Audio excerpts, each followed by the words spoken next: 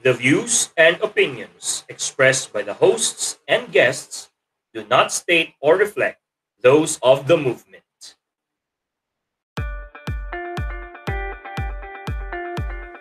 Sa history, marami ang nalilito kung ano ba ang tunay, ano ba ang kwento. Pakinggan natin ang mga dalubhasa. Intindihin ang kasalukuyan sa pag-aaral ng nakaraan. Tayo na't makilahok sa ating talakayan. Ito ang Historyl, ang katotohanan sa ating kasaysayan at lipunan.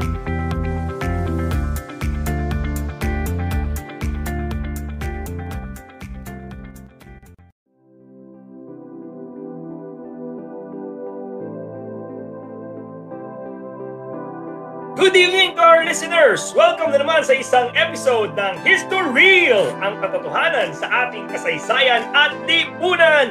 Ako ulit ang inyong host, si John Kevin Samson, at kasama ko na naman si Sir Jamaico Ignacio. Sir, hello! Hello po sa ating listeners. Magandang gabi po sa inyong lahat. Fun at masaya itong magiging discussion namin ngayong araw na to. Alright, yes, and para po sa mga nakamiss sa akin sa previous episode, no, si Sir Jamaico ang nag-take over sa hosting duties. Sana na-enjoy po ninyo ang episode on comparative history and literature of the American period with Mr. Eric Tomas. Sayang na-miss ko yun. That was a very interesting topic. And of course, with our friend Mr. Eric Tomas, salamat po sa papaunlak sa aming imbitasyon. And I'm back as the host, and medyo nagpahinga lang po ng saglit ang aming Historyl because naging busy sa mga ilang bagay sa movement. Bagong kasal.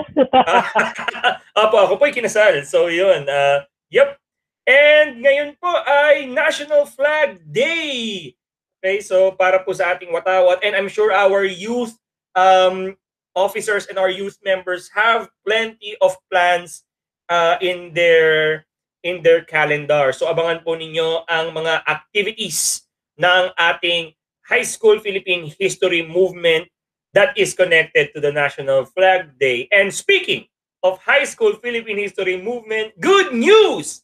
Last May 20, 2021, ang High School Philippine History Movement ay officially SEC registered na. So congratulations to the High School Philippine History Movement.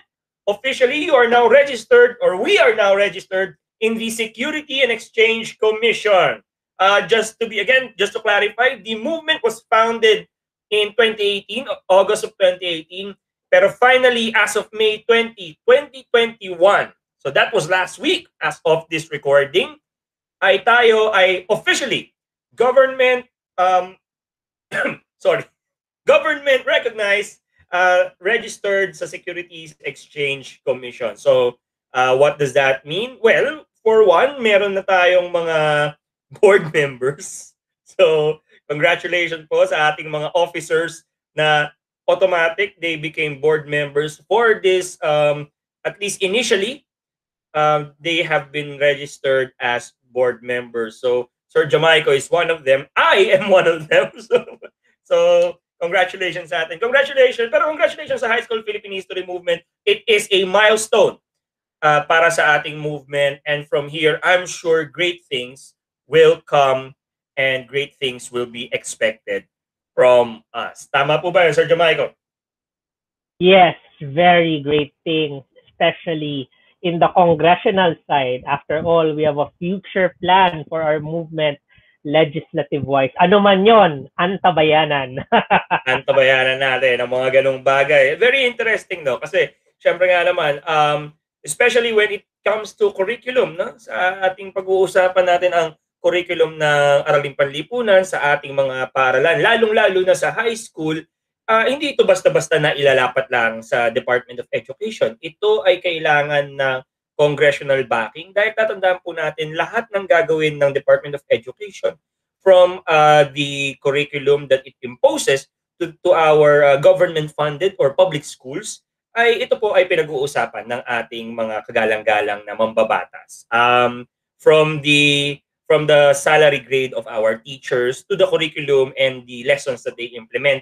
Ito rin po ay nanggagaling sa ating mga mambabata. So it's not just one department that actually controls these things. No?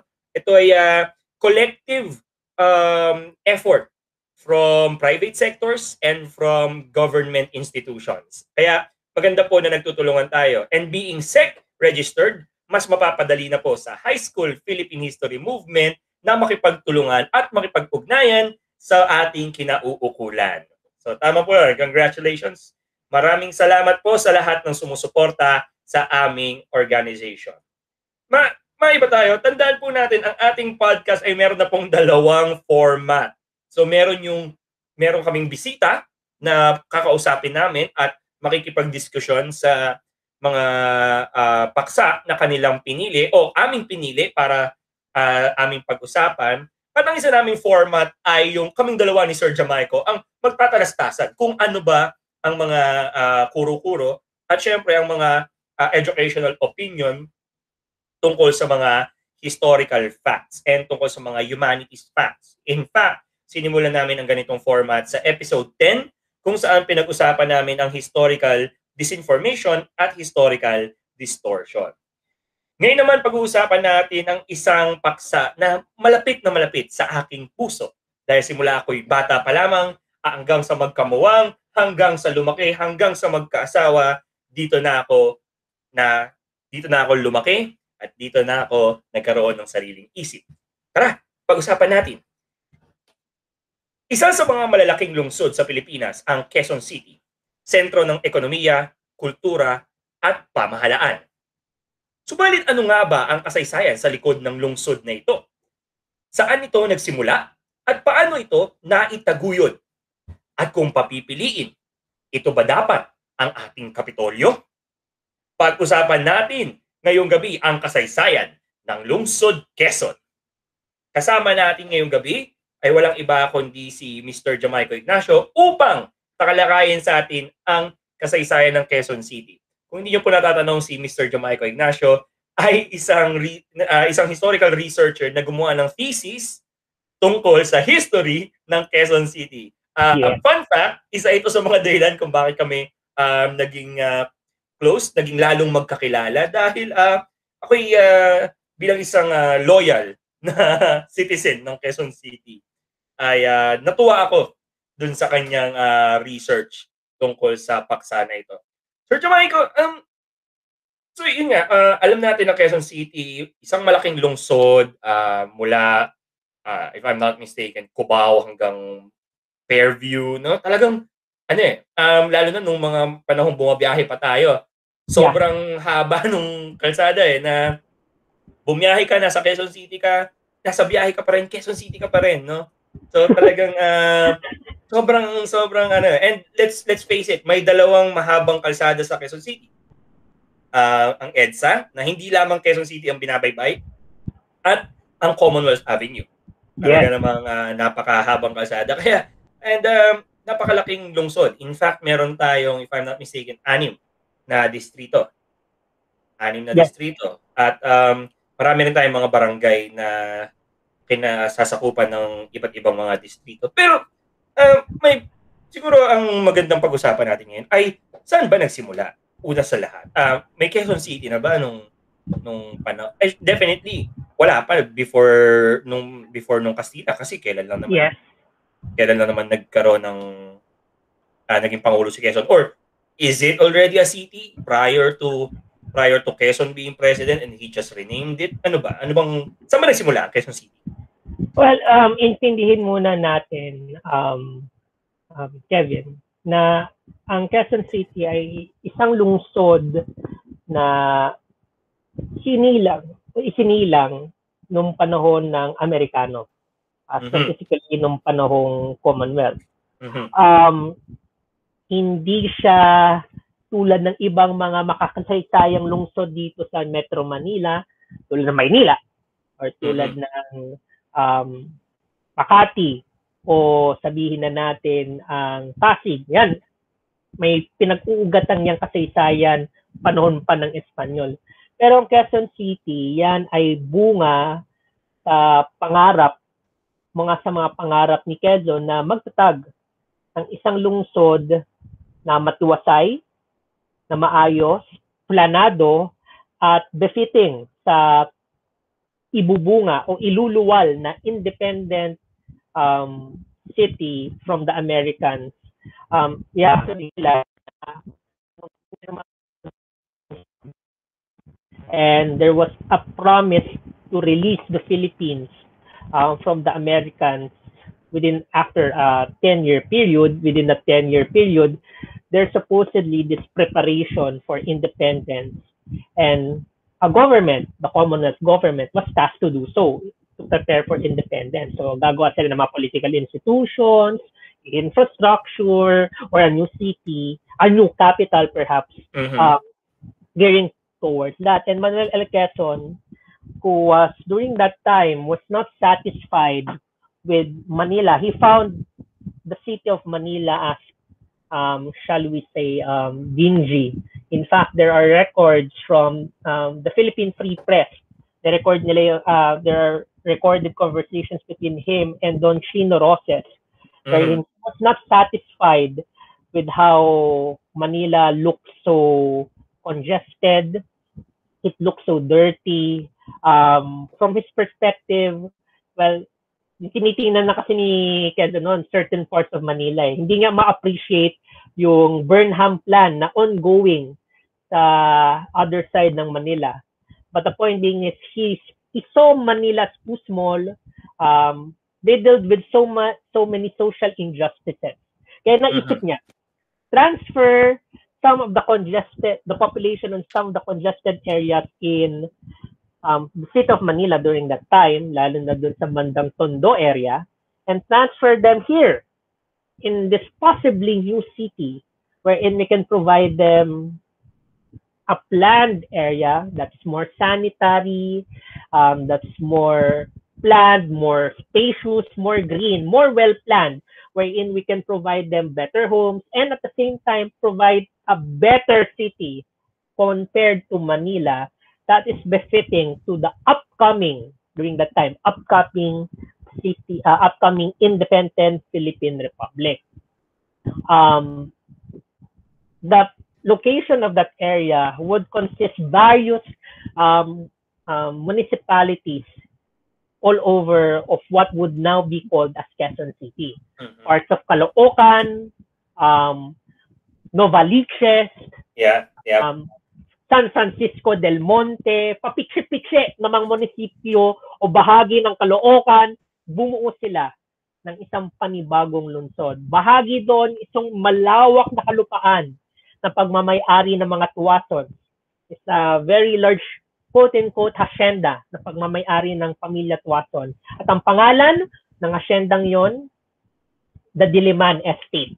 So yung Diliman area yon, pagmamay-ari yun, yung malawak na Diliman area, actually yung Diliman of that time, from UP Ateneo area, reach up until around SM North and PhilAm, Trinoma area. Kapag nung panahon yun, sinabi mong Diliman, hindi lang UP Diliman area yung sinasabi mo doon. That stretches up until Quezon City Hall, yung kung nasaan yung Quezon City Hall ngayon, kung nasaan yung Quezon City Circle, up until sa bandang SM North Trinoma area. Malawak yung Diliman, yung Diliman. Hacienda siya. So, pinurchase yon plus kinuha yung iba't ibang mga munisipyo, tulad na banggit ko kanina, at bumuo sila ng panibagong lungsod. Ngayon, ang tanong, ano ang papangalan din sa lungsod na pinapangarap ni Quezon? Noong una, may mga nagsasabing kongresista, assemblymen, mga people in Congress, they want to name it after various people. Like, may nag-propose nga, gusto ipangalan after William Howard Taft, Roosevelt, was present during the time. Pero yung isang consensus noon, why not name it after one major area in the supposed future well-planned city, Balintawak City. But may isang loko-loko na nag-suggest na why not name it after our current president, Manuel L. Quezon. And a lot of his political supporters actually Kasi mga sip-sip, gusto nila makakuha ng favor, favors. Oh, let's support it. Ito naman si Quezon, hindi niya man niya tinanggihan. Sasabihin niya sa public, sa PR, tinanggihan ko yan, I post that. But according to some documents that I found through my thesis, he actually welcomed it. In fact, there are a lot of areas in Metro Manila. That was named after Quezon. When he was alive. When he was still alive. Imposibleng tinanggihan niya. He allowed a lot of areas to be named after him, like Quezon Boulevard. It was named after him when he was alive. Quezon Province was named after him. Buhay pa siya. So, hindi mo pa, ang daming pinangalan after him. Imposible mong sabihin na hindi niya na tinanggahan niya. Payag siya ng payag. Isa lang ibig sabihin. It tells a lot about his psychology. But that's more on the political dimension of Quezon. But going back to the city, that's how Quezon City was born. There was a desire to create a more spacious, a better city that's befitting to the upcoming the upcoming independent Philippine Republic that will cater to the modern needs of an independent nation. If I'm not also mistaken, siguro no, I have visited the Quezon City Experience Museum in Quezon City Circle. Para po dun sa mga hindi pa nakakabisita, hindi pa kayo pwede bumisita kasi sarado ngayon sa pandemic. Pero of course, in the far future or near future, kung kailan man yon, if you are able to bisita kayo, lalo na sa mga taga Quezon City, may discount yata. I'm not sure kung libre pag taga QC ka. But anyway, I think one of the objectives that I've seen there is to create a city that was Filipino-made. No? Kasi gagawa ka ng bagong, kumbaga, you're going to be an independent nation, why not make your city Filipino-made? In fact, kumbaga parang isa sa mga unang lungsod na Filipino ang nag-ratify na maging official na lungsod sa Pilipinas. No? Kasi, katulad nga nabanggit nyo na, sir, yung Manila, Pasay, they have histories before an independent Philippines. In fact, ang mga Manila as a capital, hindi naman Pilipino yata ang namili na maging kapitolyo yan. I think the Spaniard did that. Of course, correct me if I'm wrong, no? Pero kumbaga, one of the visions is let's create a city na tayong mga Pilipino ang namili, tayong mga Pilipino ang nagdesisyon na magiging lungsod siya ng ating bagong Pilipinas. So, nakakatuwa yung sinabi niyo na prior to being Quezon City, may iba't iba pang mga maliliit na mga munisipyo na kinasasakupan niya. Since it's part of the topic, if I may ask, so yun, bago maging Quezon City, ano ba itong mga lugar? For example, yung Fairview. I mean, anong lugar ang nakakasakop sa kanya? Yung Cubao, di ba? Yeah. Ayan, sige. If I'm not mistaken, Novaliches, yan mga malalaking lungsod niyan. Well, I think I would prefer to use the term munisipyo. As munisipyo yan, tanong yan. Mga munisipyo yan na laging lunggaan o pinupunta ng mga katipineros yan eh. Kaya nga nagkaroon tayo around that area, nagkaroon ng cry of Balintawak. Paglunsad ng mga himagsikan ng mga katipineros. They have their own history by their own right. Cubao, actually, yung Diliman area, it extends to that area. So, may mga malalawak na hacienda yan eh. Oh. So kung hindi hacienda, mga maliliit na munisipyo na tinitirhan ng mga ordinaryong mamayan na naging aktibo nung panahon ng himagsikan. So, ano ba matatagpuan sa Quezon City before? Lunggaan ng mga katipunero, lunggaan ng mga ordinaryong Pilipino, o mga malawak na lupain para sa pagsasaka na pagmamayari ng mga mayayaman. Tulad ng pamilya Tuason, at isa sa mga descendants ng pamilya Tuason ay itong asawa ni Gloria Macapagal Arroyo, si Mikey Arroyo. Si Mikey Arroyo. Isa Tuason descendant, okay? So, kung magtataka kayo saan nanggaling ang kanyang pera, partially because it came from the profit not from selling part of the hacienda.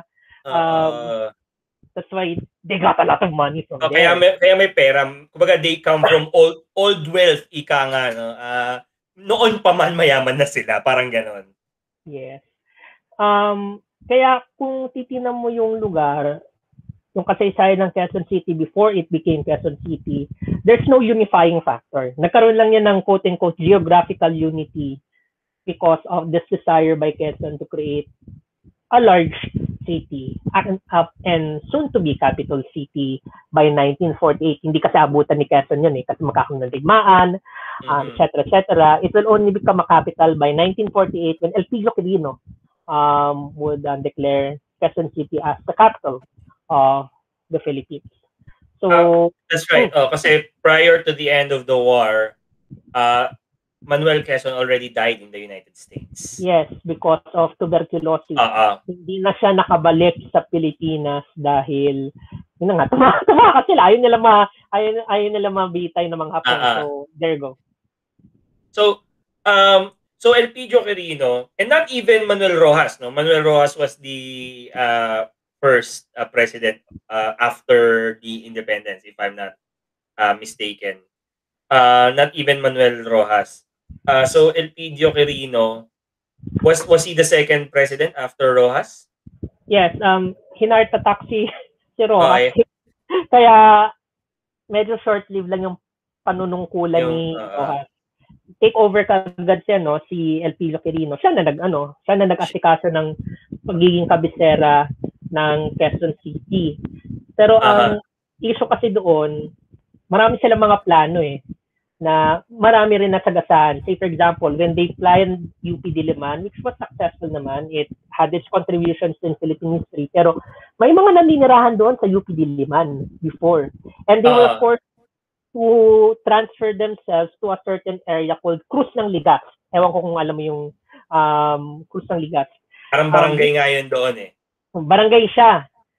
Originally, they inhabited pikse across UP Diliman, pero dahil pinalano nilang gawing universidad yun, na force sila mag-congregate dun sa Cruz ng Ligas at dun sila. And they've been advocating for their own rights to have their permanent settlement. Kasi yung kanilang mga titulo, lahat ng mga yon na hindi na-recognize nung in-implement yung Republic Act making Quezon City as a capital. Kasi according to that law, pwedeng i-expropriate ng government yung mga initial titles in order to establish this new government institutions like UP Diliman or the Quezon City Circle area, etc., etc. So meron din siyang down effect. It affected existing citizens who lived in Quezon City. Nawalan sila ng recently, if I'm not mistaken, I think they were able to win a case to have Cruz ng Ligas recognized as no longer part of UP Diliman territory, but rather an actual residential area. But I'll look it up again. Pero alam ko, nabasa ko yun Anyway, the point is, may nasagasa ang mga tao doon.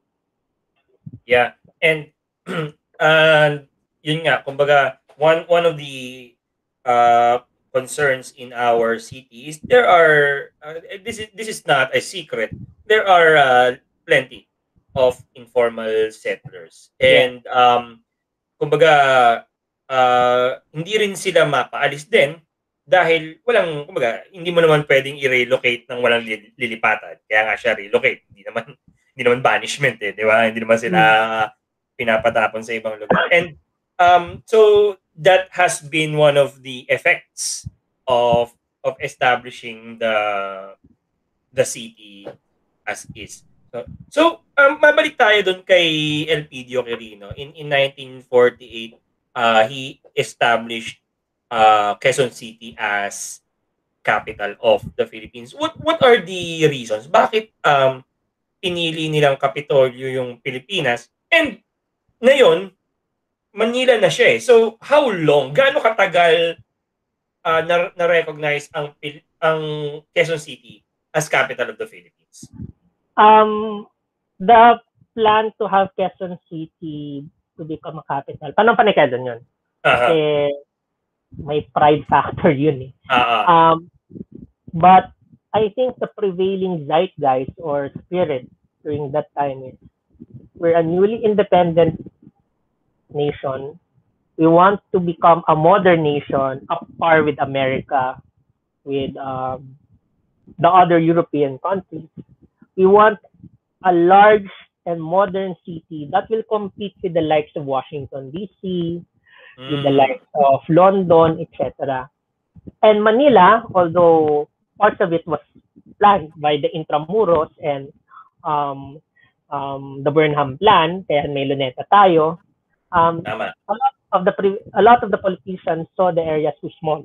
Plus, I'm going to add to the idea na it was riddled, although ang pangit sabihin, pero nababahuan yung ilang mga political leaders during that time with Manila.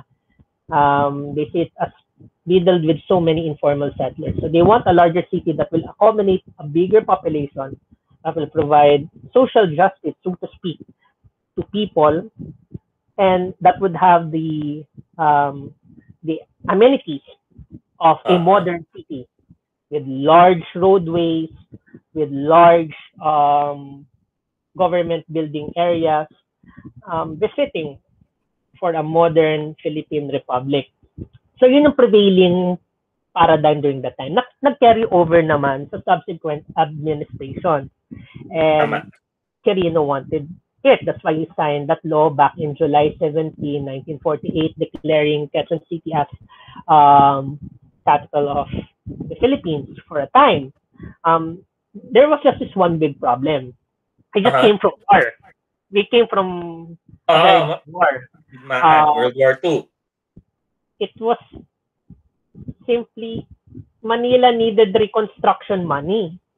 And they cannot focus on making Manila making Quezon City fully blossom as it is.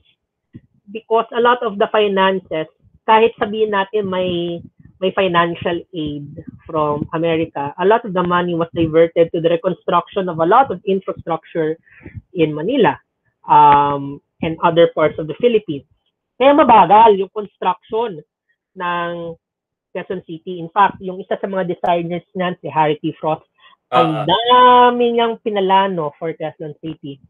Yung West Triangle, North Triangle, East Triangle, yung East Avenue, North Avenue. If you're gonna look at the map, it forms a square shape kasi pag ganun yung kalsada.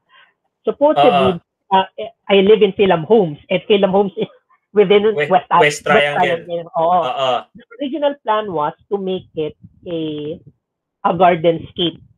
Para siyang, what do you call this? Yung sa New York. Central Park, there you go. Right, tama.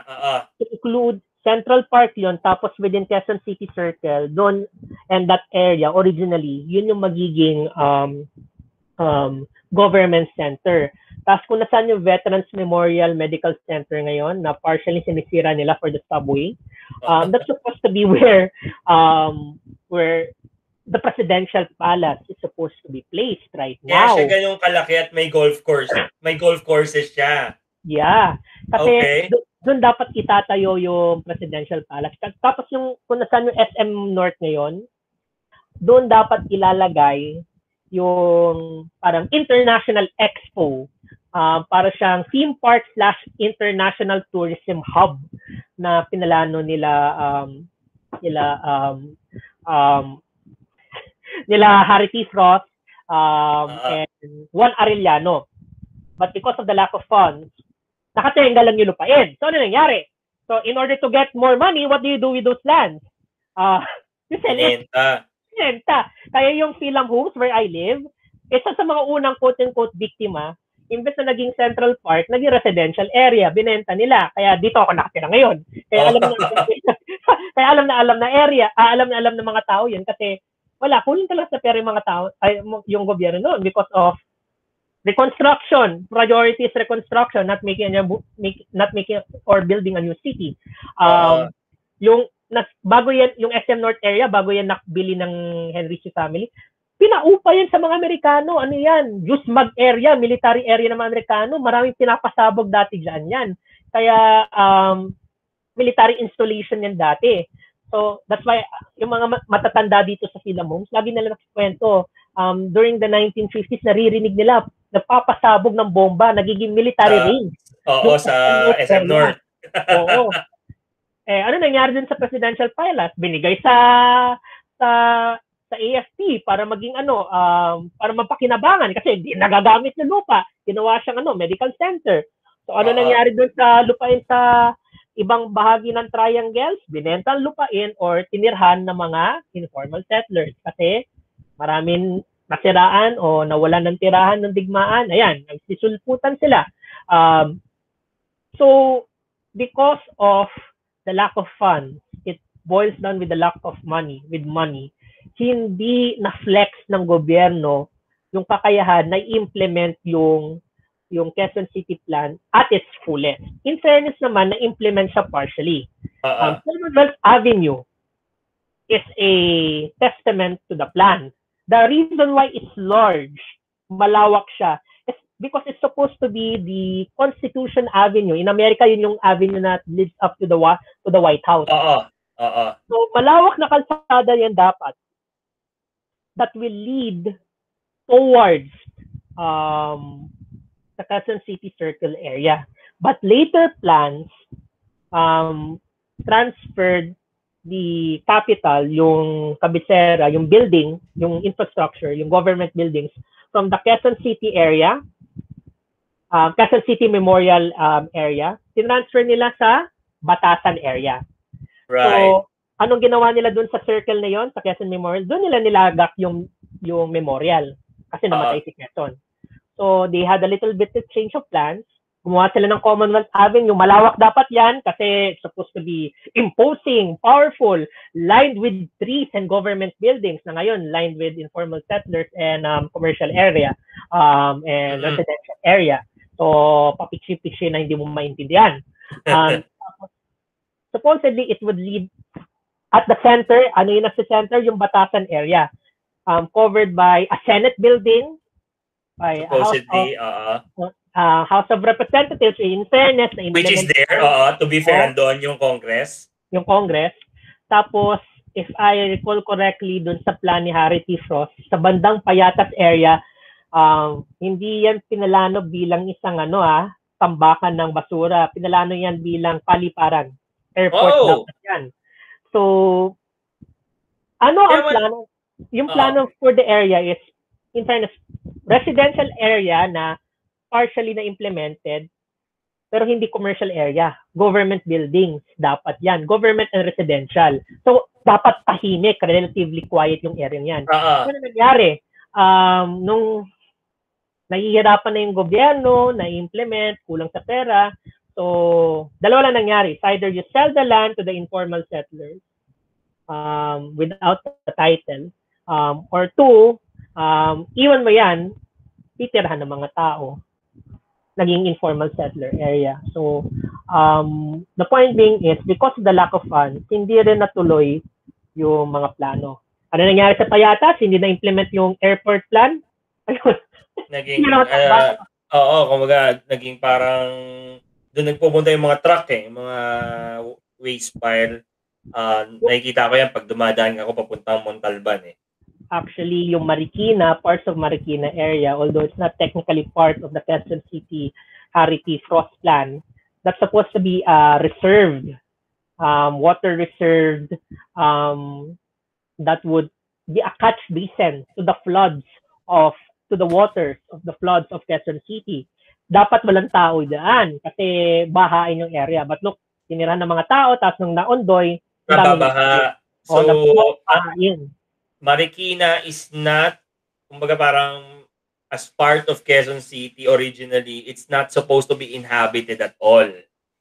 Kahit kung titingnan mo yung likod ng Ateneo, Biglang pababa siya, di ba? Oo, pababa sa valley eh. Yun dapat ang sasalo ng tubig ng baha ng Quezon City, Manila area, etc. Antipolo. Oo.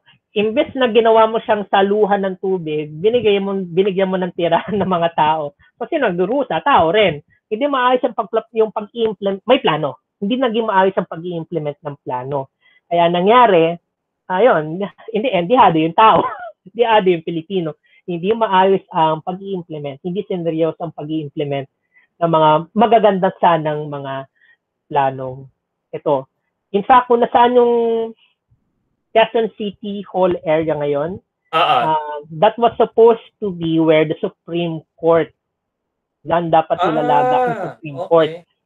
But malaking nakatenggang lupa, hindi ginagamit ng Supreme Court, walang pera para magtayo ng panibagong building. Sinabi ng Quezon City, diyan nila kami magagawa ng City Hall. Wala rin naman gumagamit.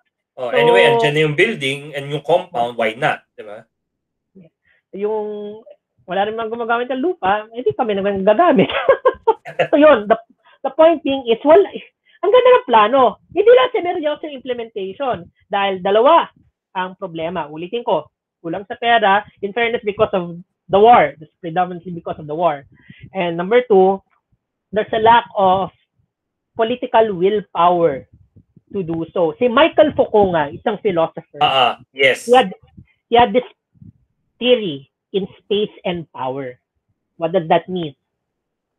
If a government, an organization, or an institution is truly powerful, that organization, institution, or government can easily manipulate or implement space accordingly.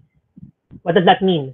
Kapag madali ka makagawa ng building, ma-implement mo lahat ng mga plans mo na maayos. Ibig sabihin, malakas yung powers, malakas yung willpower ng gobyernong yon. Pero kung hirap na hirap kang gawin yon, isang ibig sabihin nun, mahina. Mahina ang gobyerno mo. Mahina ang pamahalaan mo. So it just goes to show how indolent o how pathetic our government is with regards to urban planning during that period.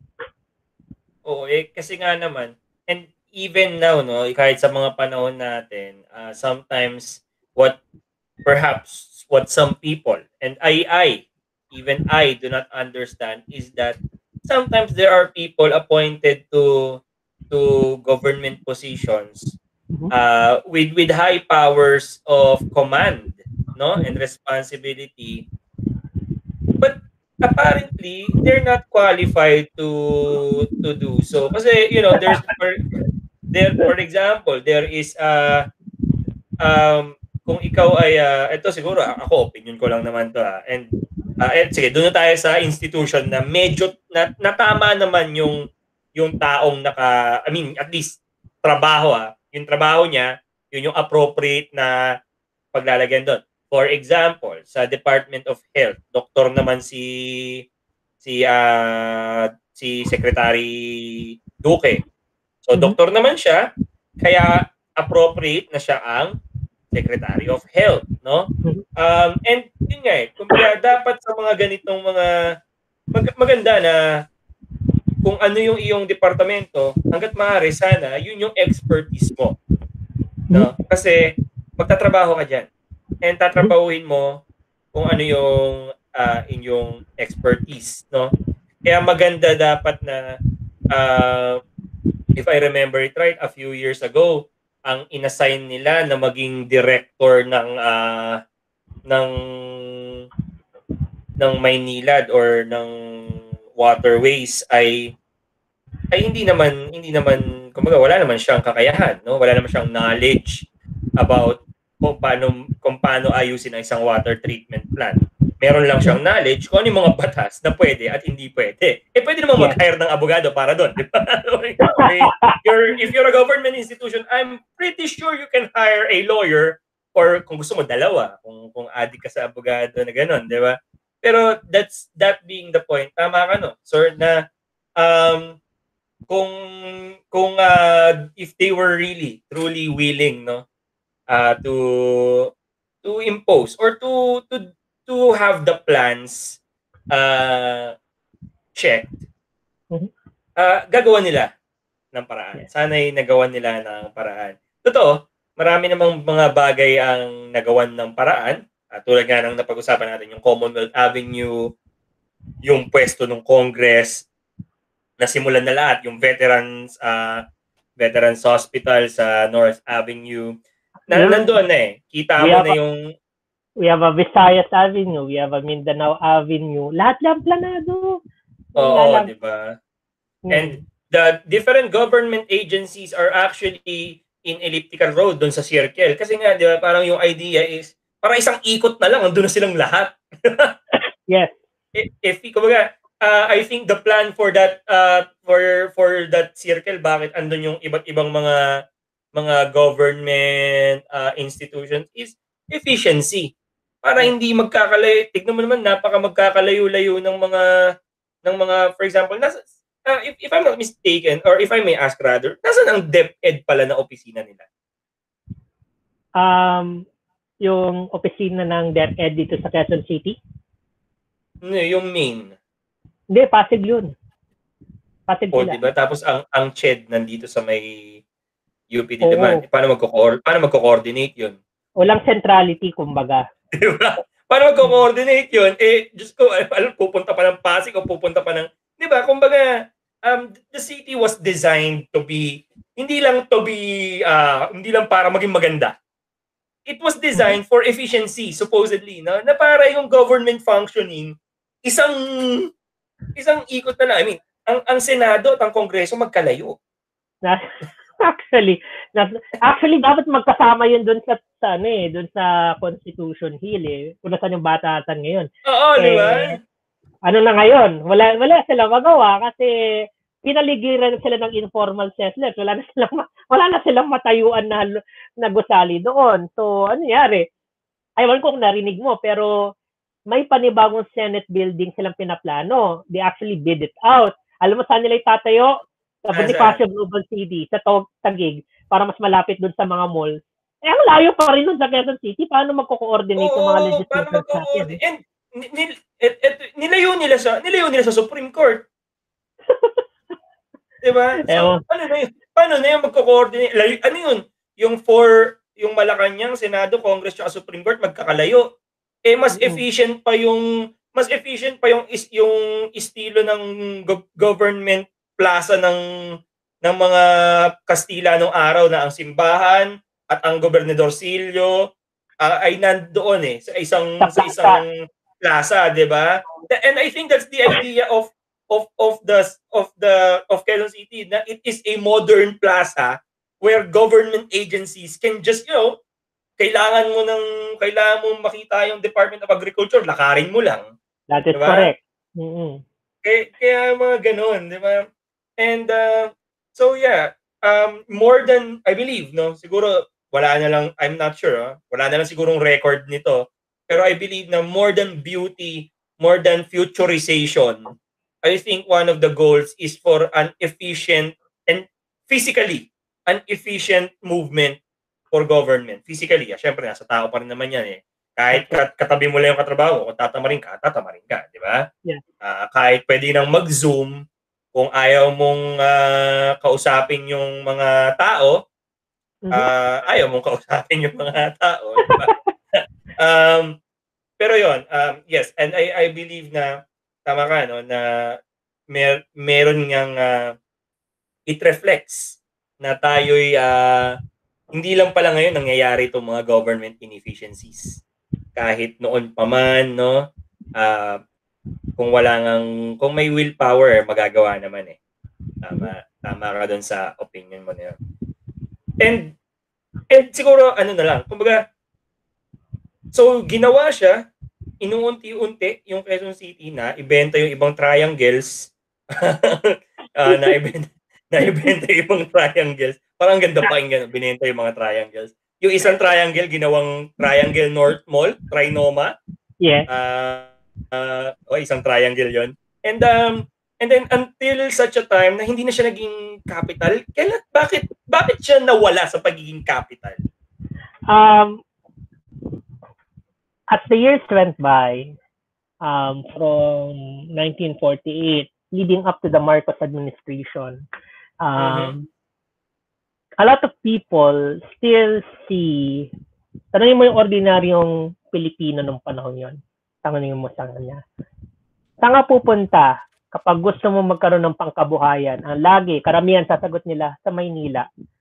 There's this universal thought process na ang sentro ng Pilipinas ay ang Maynila.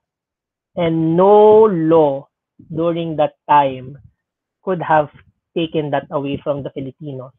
That could have been the case if it had been clear to all Filipinos that Quezon City was being established as a modern, efficient, green city where the government is centralized, where businesses are centralized, where the power is centralized. But that did not happen. If we're going to follow the philosophy of Foucault, which I mentioned earlier, Quezon City did not prove itself as the power of the government. It actually proved the indolence, the weakness of the government pa nga. Kasi hindi nila na-implement na maayos.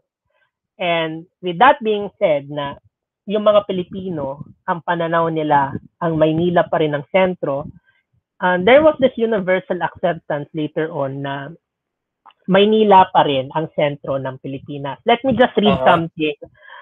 This is a primary source.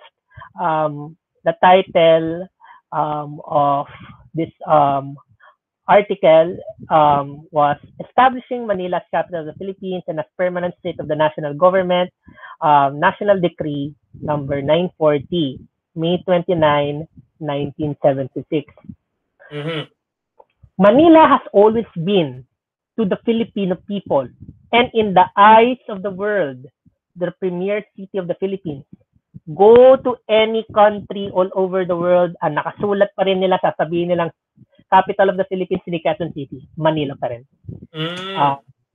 It being the center of trade, commerce, education, and culture, Manila from time immemorial has been the seat of the national government of the Philippines. Manila has now become a popular site of international meetings and conferences. The city of Manila has modern transportation, communication, and accommodations, facilities, and all other physical attributes of a modern city, unlike Quezon City, which was an incomplete city. By the 1970s, lahat ng modernisasyon nasa Maynila. Nasaan ang pinakamodernong hotel nung panahon yon? Manila Hotel. Manila Hotel. Nasaan nakatirik ang Malacanang? Sa Manila. Kaya pananaw ng mga tao, Manila pa rin yung sentro. Nasaan ang negosyo noon? Wala pa. Nagsisimula pa lang yung Makati noon, ha? Wala pa, hindi pa yung sentro ng negosyo, nasa bandang Escolta, Binondo area. Sa Maynila, sentro ng negosyo. Nasaan yung mga nasaan yung Senado nung panahong yon? Nasaan yung National Museum ngayon? Nandun yung Senado. So, because Quezon City has yet to become an actual modern city and all of the government institutions have yet to transfer there, plus lahat ng major educational institutions nasa Manila pa rin noon.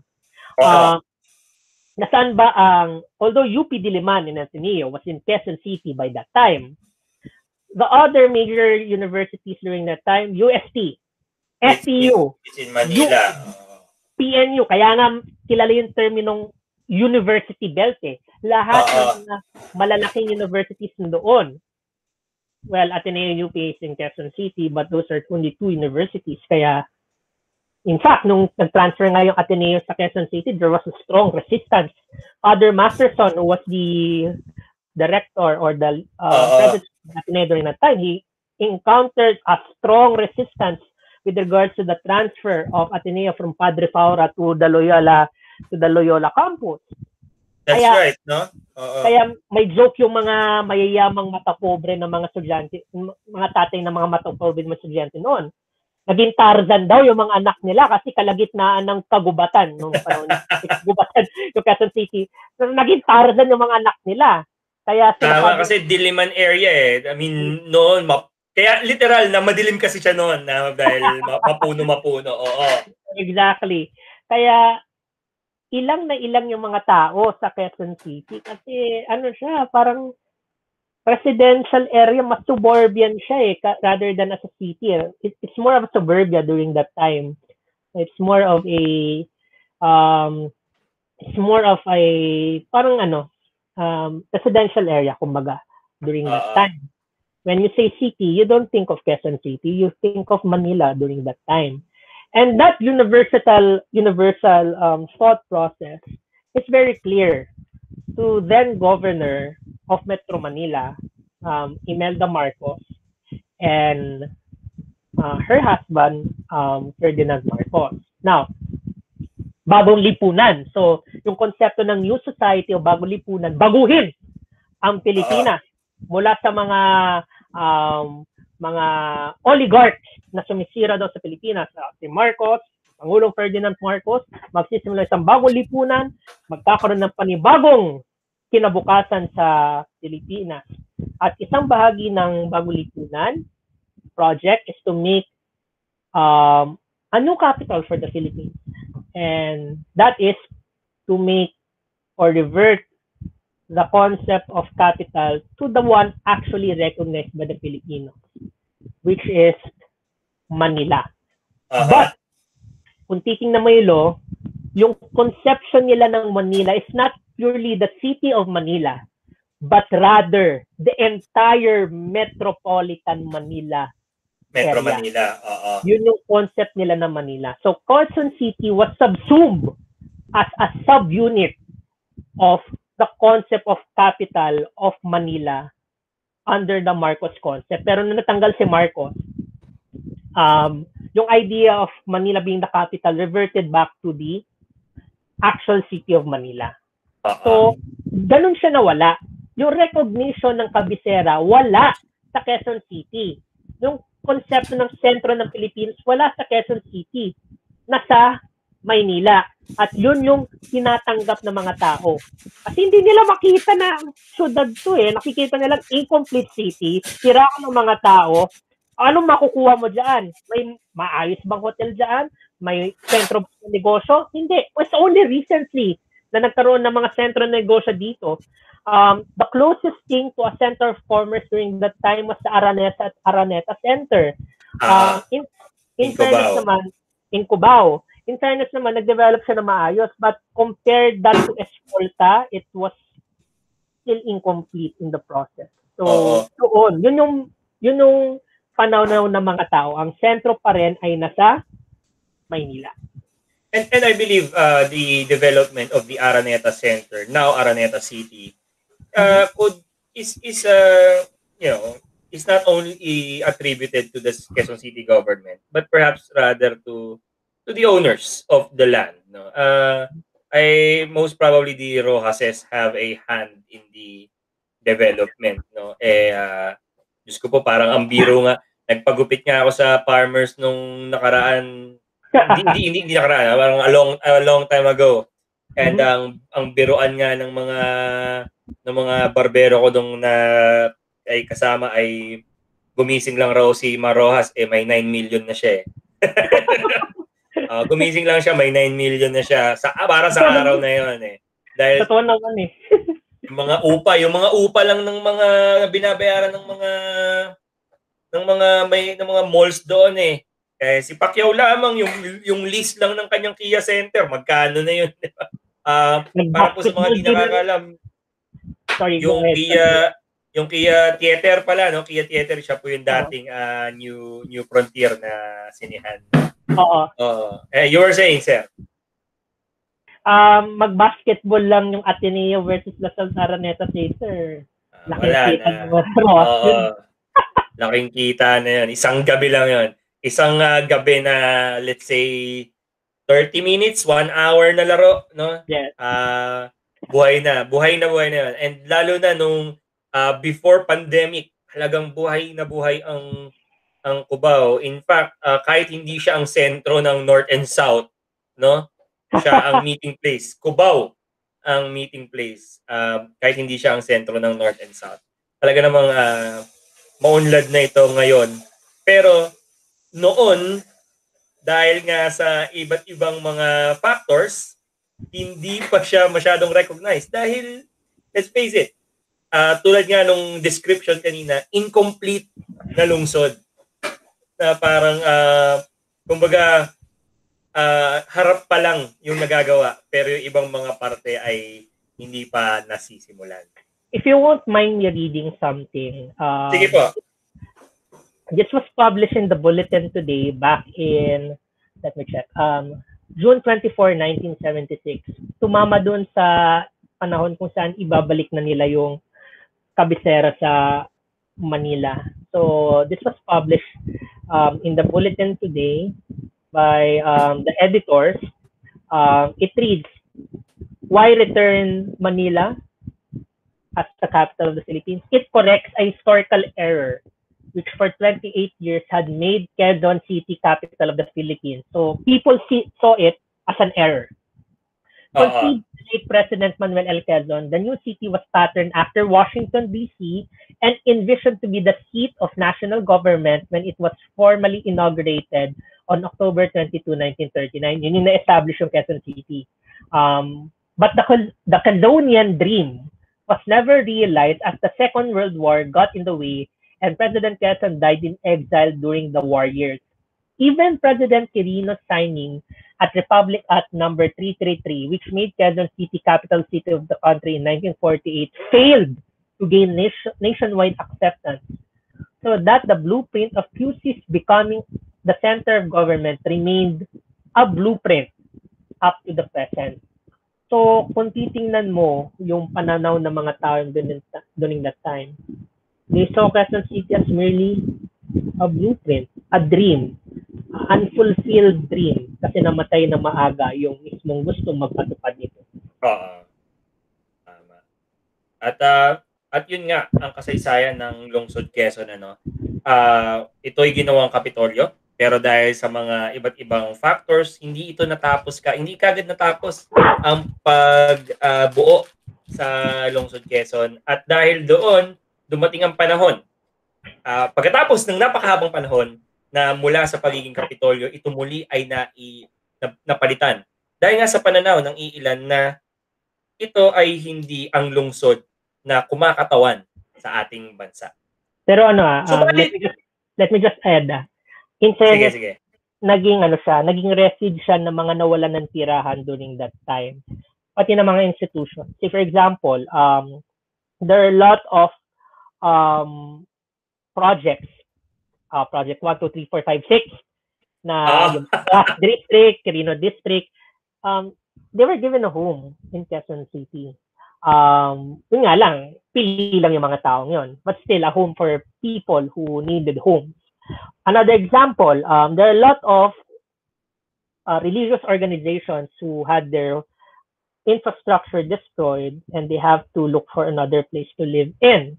Example, Ateneo de Manila. Or another example, St. Joseph's College. They transferred from Manila and they transfered to nung kalsadang yon, E. Rodriguez. There you go. They transferred to there are a lot of religious organizations. Merinol Sisters. Sirang-sira yung kanilang mga areas. They transferred to Quezon City. They established Miriam. So Quezon City, in a way, although incomplete siya, it became also a refuge for those who lost their homes. It's also represented as a new lease in life for a lot of religious organizations and people. And I think that's the more positive side of Quezon City. Tama ka dyan, Sir Jamaico, no? And ito nga ay naging tahanan ng ilang mga biktima ng mga digmaan na nawalan ng kanilang tirahan. Tulad na rin ng mga Hudyo na nagpunta sa ating bansa nang sila ay hindi tanggapin sa ibang sa Amerika nung sila ay nagtago at tumakas sa Germany dahil nga sa napipintong digmaan at sa persecution na ginagawa ni Hitler. Sa ating pagbabalik, pag-uusapan natin. Ngayon na pag-usapan na natin ang kasaysayan ng Quezon City, kung paano siya nabuo, kung paano siya na itaguyod na Kapitolyo, at kung paano siya na ibalik na hindi Kapitolyo. Mamaya pag-uusapan natin kung papipiliin tayo sa panahon ngayon. pwede na ba muli na maging kapitolyo ng Pilipinas ang Quezon City? At yan ay pag-uusapan natin sa pagbabalik ng History Reel, ang katotohanan sa ating kasaysayan at lipunan. Huwag kayong alis!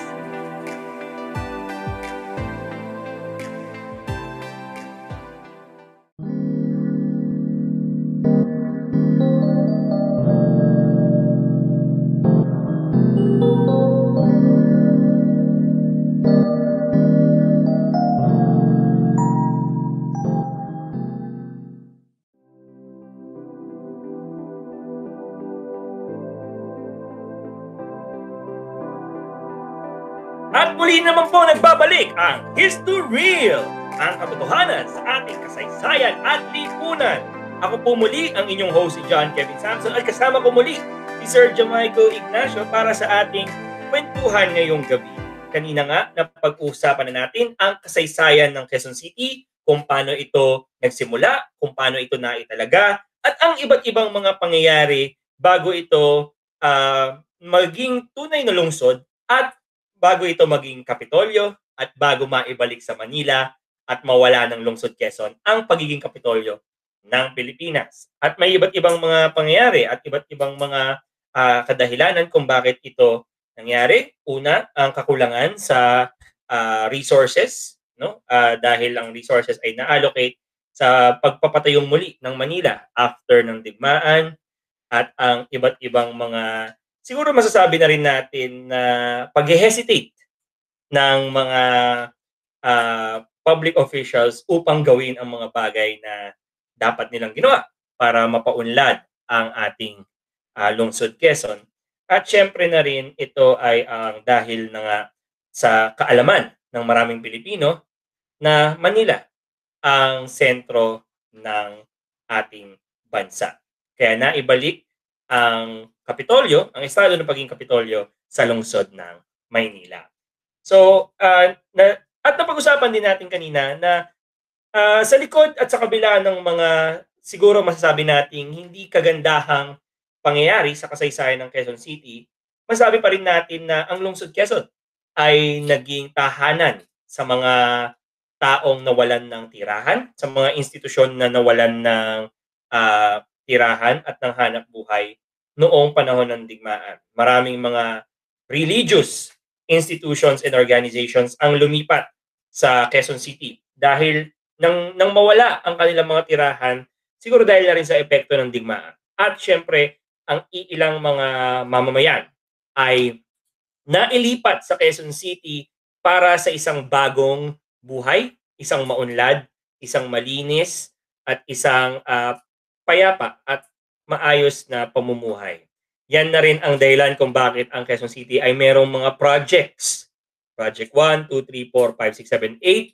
Dahil ito ang mga housing project ng lungsod Quezon nung ito ay pinlanong itayo. Kaya naman pag-usapan natin ngayon, Sir Jamaico. Ngayon napag-usapan natin kanina ano yung mga dahilan kung paano na-establish ang Quezon City bilang Kapitolyo. Ano yung mga iniquities, yung mga kakulangan ng mga siguro ng maliban sa resources at sa manpower, siguro pati na rin yung political will ng mga officials. Kasi kung tutuusin, 1948 hanggang 1978, tama? 30 years. 30 years ang naging pagitan simula nang maideklarang Kapitolyo ang Quezon City hanggang sa maibalik ni Pangulong Marcos ang estadong Kapitolyo sa Maynila. 30 taon ang pagitan. At mukhang napakahabang panahon nun para paunlarin sana ang isang lungsod, no? Pero kumbaga, hindi nga yun nangyari. Yun nga yung kwento natin kanina. May mga kakulangan sa pagkilos ng ating mga government officials noon. At maliban doon, pati ang mga resources natin ay hati at kulang-kulang. Pero sa nakikita natin sa panahon ngayon, no, na atin napag-usapan nga natin kanina, naaalala pa natin yung mga panahon na wala pa yung Trinoma, na SM North lang yung nasa SM North, wala pa yung gateway. Naalala ko pa yung panahon na wala pa ang gateway actually. And at ito most recently, naalala ko pa ang panahon na wala ang UP Town Center sa sa Katipunan Avenue, ano? And talaga namang sa mga taong nagdaan, talagang nakita natin yung pag-unlad, ang unti-unting pagpapatayo ng iba't ibang mga malls, mga commercial buildings, mga condominium units, no? And and even nagkakaroon na rin tayo ng mga environmental efforts sa Quezon City. May mga environmentally protected na lugar sa Lungsod Quezon, ang Lamesa Water Park, and we also have the Quezon City Circle, although debatable dahil ngayon doon nilalagay yung station ng train, no? MRT7. Yung MRT7, kumbaga talagang hinukay eh. I remember nagkaroon pa ng pagtatalo si Mayor Joy Belmonte and the developers na parang dapat walang gusali sa ibabaw, na sa ilalim dapat lahat daw. Oo, dapat hindi mo pwedeng harangan yung yung Quezon Mausoleum, 'di ba? Pag nilagyan mo ng tore, maharangan 'yun, 'di ba? Which reminds us of another tore pero wala kasi siya sa Quezon City eh. Yung tore na naharangan si Rizal. Well, anyway, or hindi naharangan, naba-backgroundan si Rizal. But anyway, so yun, may ganong mga factors, no? And meron na rin tayo, alam mo, paminsan-minsan natutuwa ako, lalo na bago mag-pandemya, yung meron tayong mga cinema nights or cinema fest, parang ganon. Meron tayong mga cinema festivals, meron tayong mga food festivals sa Lungsod Quezon, and kita natin yung pagiging modern at pagiging futuristic ng lungsod. Which begs the question, no? After all these years na naging Kapitolyo ang Quezon City, tinanggal sa pagiging Kapitolyo, so tingin mo ba ang Quezon City ay handa na at pwede na muling maging Kapitolyo ng Pilipinas? Ako ang sagot ko dyan, yes and no. Okay. No, because Quezon City in itself as the capital won't make sense, but rather Quezon City being part of Metro Manila as a whole, as one larger city, for me makes more sense. Why? You live in Quezon City. I live in Quezon City. But we have co-workers who live in Manila, in Marikina, who live in Pasig. In fact, we have some friends that live as far as Cainta, with Jason. Yan. And we all work in Quezon City in Ateneo Junior High School. But what does that imply? Quezon City doesn't stand as one city in the strictest sense.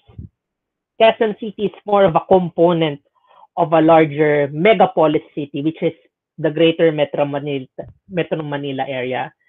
In my humble scholastic belief, mas mabuti na yung kabuuang Metro Manila maging isang political entity, whether it's one super city or a governor, and that super political entity should become the capital of the Philippines. And at the same time, kung i-retain mo yung Quezon City, it's part of a capital rather than itself alone being capital, because there are a lot of people who work there from other parts of Metro Manila. And Metro Manila, in a larger sense, is symbiotic. May mga Manila relies on people from Quezon City, and Quezon City institutions rely from people from the city of Manila, and Makati, and Pasig, and Marikina, etc., etc. So, yung kabuuang Manila, kung gusto mo ng logic and reason, di kasi tulad dati, nakakaunti lang yung tao. Ngayon, dami ng tao eh. Di mo alam, magmaneho ka lang along EDSA, di mo alam, wala ka na pala sa Pasig, nasa Quezon City or nasa Mandaluyong ka na pala eh. So, there's no clear political delineation. And isang problema na lumalabas diyan dahil walang clear political delineation, dahil may kanya-kanyang mga political kingdoms ng mga mayor, iba-iba yung batas. At one moment, okay ka sa Quezon City, pero on another moment, nung panahon ni Eusebio, nasa kalsada ka, titikitan ka kasi may kung anong ordinansya doon na hindi mo maintindihan kasi it does not exist in Quezon City because you live in Quezon City. Ang lapit-lapit naman ng Pasig City sa Quezon City. So it doesn't make sense. Walang cohesion, walang centrality. Yun yung major problem din sa Quezon City nung kaunti pa yung mga tao. Walang sense of centrality, walang sense of orderliness doon sa urban planning. For me, since symbiotic na yung mga political cities, political units within Metro Manila, it's better to unite them all into one political unit who can provide one unifying and cohesive urban planning and political ordinance, governance, bureaucracy all throughout Metro Manila. Kasi ang gulo, paiba-iba yung ruling. Pati yung design Tingnan mo yung disenyo ng Quezon City, yung mga road islands, yung mga overpass. From one hand, may yellow at blue color. Pagpunta mo sa next city, biglang green at red. Tapos may initials pa ng alkalde. Hindi mo maintindihan. There's no sense of unity. There's no sense of cohesion. Tapos paiba-iba yung sistema. Maayos yung pabakuna sa Quezon City, sa Pasig. Tapos hindi mo maintindihan sa isa pang lungsod, ang labo.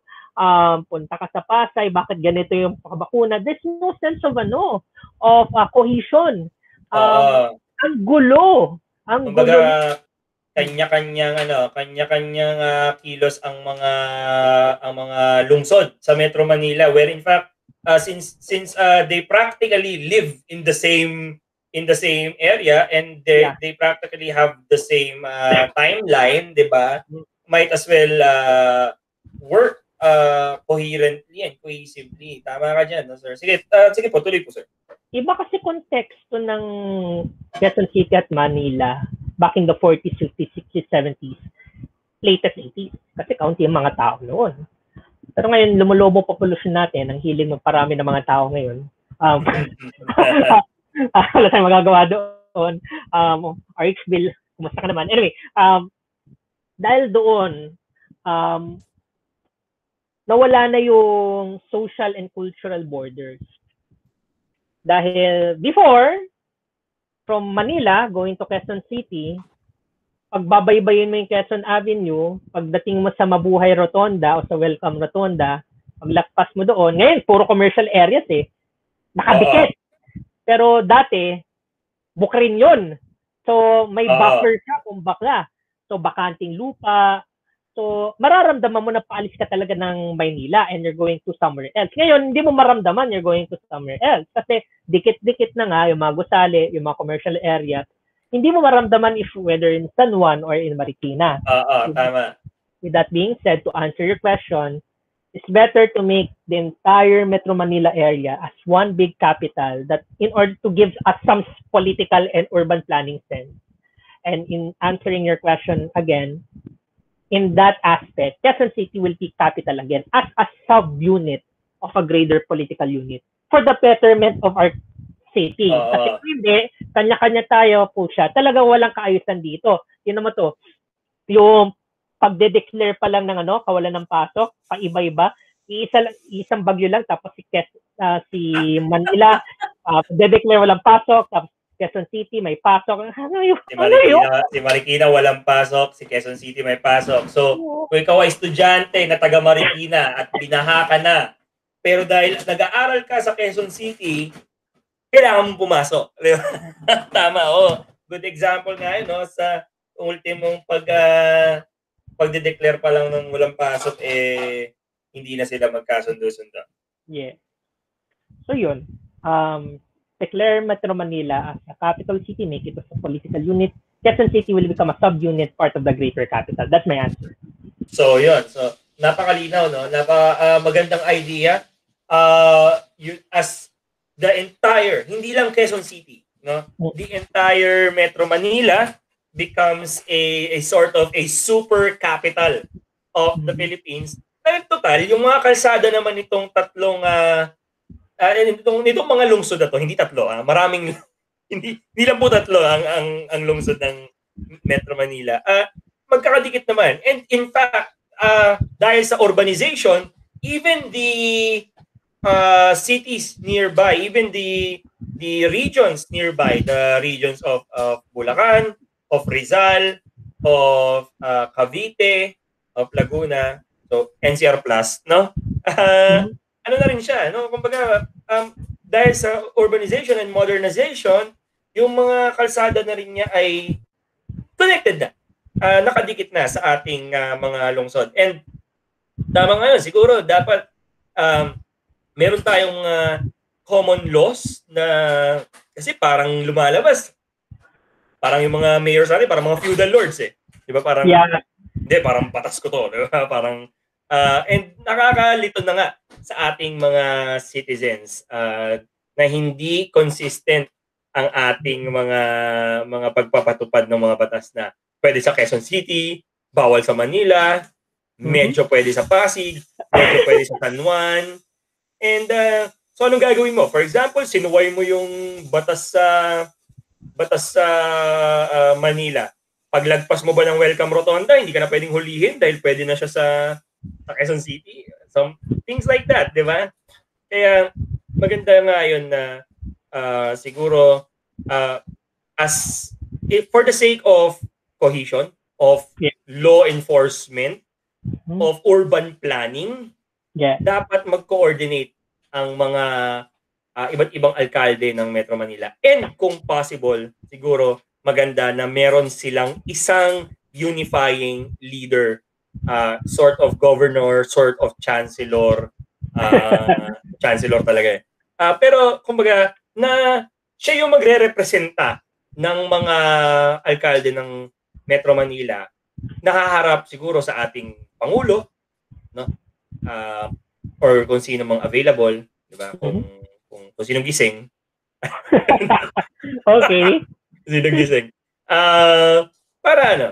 Para din malinaw. And tama ka doon dahil sabay-sabay naman ng nag-uunlaran ang mga lungsod. Hindi lamang ang Manila, hindi lamang ang Quezon City, pero in a sense, because of modernization and urbanization, ang mga lungsod natin, hindi lamang sa Metro Manila, kundi pati ang iba't ibang mga metro cities sa ating bansa ay unti-unti nang umuunlad. So, maraming salamat po, no, Sir Jamaico, sa pagkukwento dahil dito sa ating wait, cut mo yung post na yun, ha? Di ba nag-post tayo na matagal? Yeah. Cut mo yun. Nabulol ako. Sorry. And vision and modernization. Ito ang mga salitang naglalarawan sa pagbubuo ng lungsod Quezon. Isinilang mula sa pangarap ng isang Pilipinas na malaya at may sariling kakayahan na makipagsabayan sa mga lungsod ng hinaharap. Ito ay lungsod na sumisimbolo sa isang matatag at maunlad na bansa. Sana ang ating bansa, tulad ng mga bagay na ito, ay maging katulad ng mga pagpapahalaga na nagmula sa isang pangarap na ulit. Wait. Sige lang.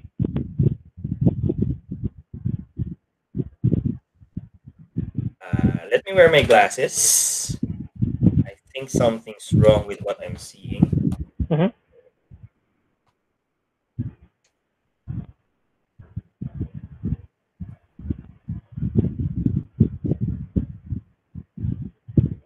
Vision and modernization.